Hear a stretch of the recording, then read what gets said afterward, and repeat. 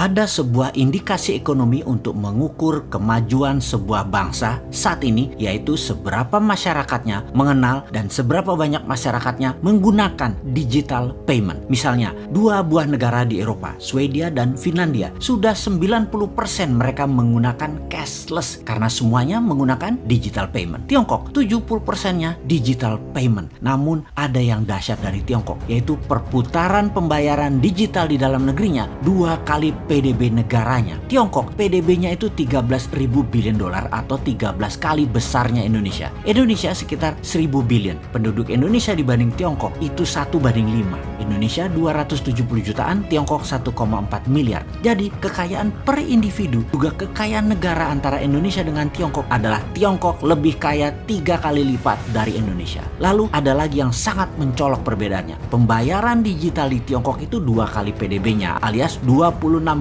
triliun atau 200% dibanding PDB. Sementara di Indonesia hanya 6% dari PDB-nya atau sekitar hanya 60 billion dolar. Digital payment di Indonesia dibandingkan Tiongkok, Indonesia hanya 0,2%-nya Tiongkok. Itu jauh, asli jauh. Digital payment itu kalau ada yang bertanya apa sih, misalnya di Indonesia itu ada kris salah satunya, atau dinaran juga bisa dipakai sebagai non-cash payment. Sungguh, strategi untuk menjadikan Indonesia negara superpower sebenarnya tidak terlalu sulit atau tidak terlalu jauh. Meningkatkan PDB dari 1.000 billion dolar menjadi 5.000 billion dolar bukan hal yang sulit. Kalau master plan-nya hanya naik 7% setahun, di akhir masa jabatan 2024 ya paling menjadi 1.300-an billion dolar saja. Tambah lagi deh 5 tahun jabatannya seperti yang diimpikan oleh banyak orang pengagumnya. Hingga tahun 2029 misalnya, paling pol nambah menjadi 1.800 billion. Itu kalau naiknya 10% pertumbuhan per tahunnya ekonomi negara. Kalau kayak sekarang minus 2%, ya nggak nyampe-nyampe cita-cita mulianya. Itulah pentingnya new mind ambil peluang, old mind minggir. Walaupun Anda populer, kasih kesempatan new mind ini adalah langkah gentle membangun bangsa. Sungguh, populer itu bagus, tapi memakmurkan, menyehatkan, dan menyelamatkan bangsa dan negara ini itu jauh lebih bagus. Dalam 5 tahun naik 5 kali lipat, bagaimana caranya? Sebenarnya nilai itu secara ekonomi itu sudah menyusul Tiongkok dalam hal perbandingan pendapatan per kapitanya. Jadi dengan langkah kecil membuat 5 kali lipat naik dalam 5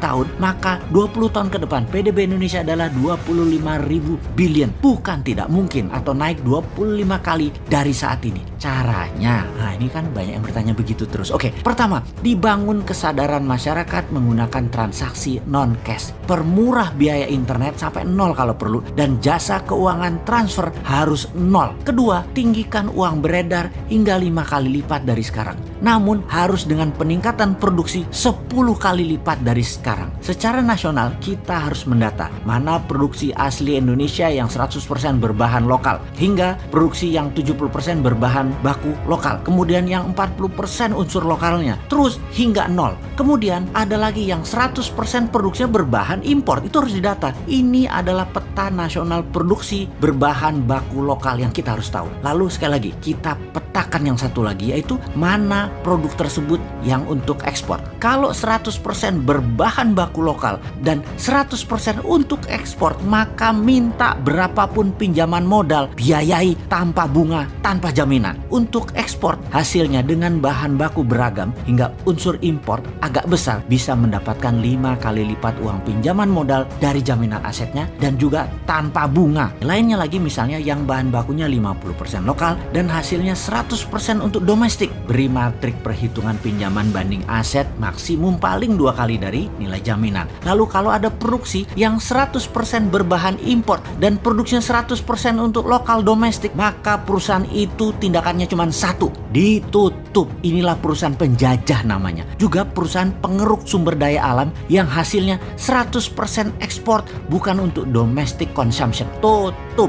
Kita harus waspada sama yang model beginian. Penjajahan ekonomi model beginian harus waspada dan harus dihilangkan dari muka bumi Indonesia. Juga mereka yang punya hutang menggunakan mata uang asing ini harus dipetakan. Mereka ini bisa saja kalau ada apa-apa langsung tinggalin Indonesia. Ini mereka harus diwaspadai. Mereka itu agen-agen asing sebenarnya. Nanti Artinya mereka meninggalkan hutang dalam mata uang asing di Indonesia. Produk hasilnya juga untuk pasar lokal. Bahan bakunya impor. Wis, asli ini bajingan ekonomi. Harus ditutup, harus disikat aja mereka ini. Wis, jelas yo. Jangan nanya lagi duitnya dari mana. Jangan sampai ketinggian ilmu, sampai nggak bisa diaplikasikan. Saat ini terbukti loh, kalian itu sudah 40 tahun dikasih kesempatan para ekonom tersebut, ternyata nggak pernah bikin rupiah menguat, tapi mau ngajarin generasi new mind hal yang tidak terbukti tadi. Katanya bisa membuat ekonomi negara nantinya jadi berdaulat. Stop, mana terima kaum new mind sekarang, udah enek sama lu.